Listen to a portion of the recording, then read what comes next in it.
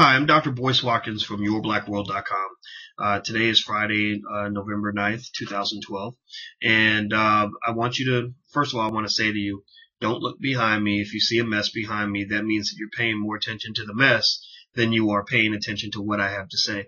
Now, what I want to do is, as you know, I wrote a book called Everything You Ever Wanted to Know About College. And I love the opportunity to talk to college students about the things that they can do to make themselves great, about the things that you need to do to be enlightened, to be educated, and to be successful in this world. Sometimes thinking different. In fact, most of the time, thinking different is the only way you're going to get a different outcome. The courage and the ability to kind of go outside of the box is going to be critical to your ability to succeed, but you have to be humble as you approach this. You have to be humble yet confident. That means you're determined, you're focused, you know who you are, you know what you want, but at the same time, you humble yourself to the fact that as you go along, there are lots of things you have to learn along the way. You're going to fall on your face more than you succeed. Just get used to that right now. But one of the things that crossed my mind this morning, I was talking to my daughter, one of my adopted kids, love her to death. She just graduated from college, and we were talking about life, and we were talking about the challenges of finding success in your 20s. And she went to an Ivy League school, and she was a superstar athlete. She was actually the 6-time Ivy League champion in the high jump. I love bragging about that. And so she's had a lot of success.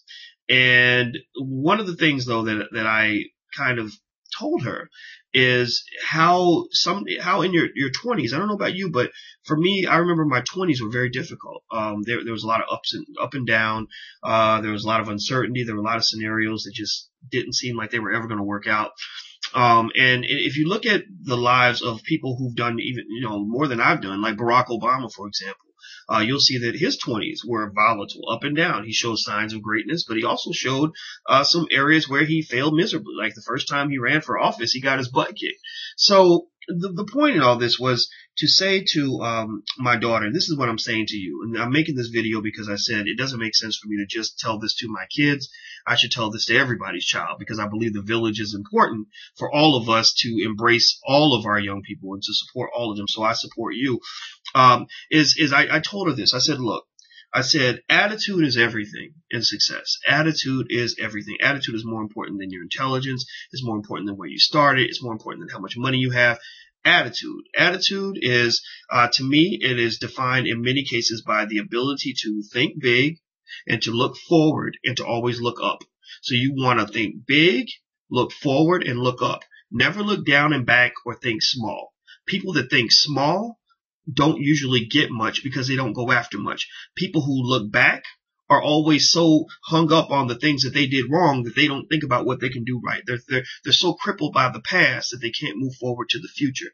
People who look down are always so focused on the fall that they don't see the rise. So what I say to you today, and this is what I want to communicate, and this is why I felt compelled to share this with you on video, is when you go through life and you move forward and you work to achieve your goals, and we need you to be great because our community needs leaders. We need great people. We need leaders. We need independent thinkers. We don't need followers. We don't need porch monkeys. We don't need people who behave in ways that are degrading to who we are as a people. We don't need all of that. So when you move forward in your life, you have to think big, look forward, and look up. Don't spend time thinking small. Don't spend time looking down. Don't spend time looking back.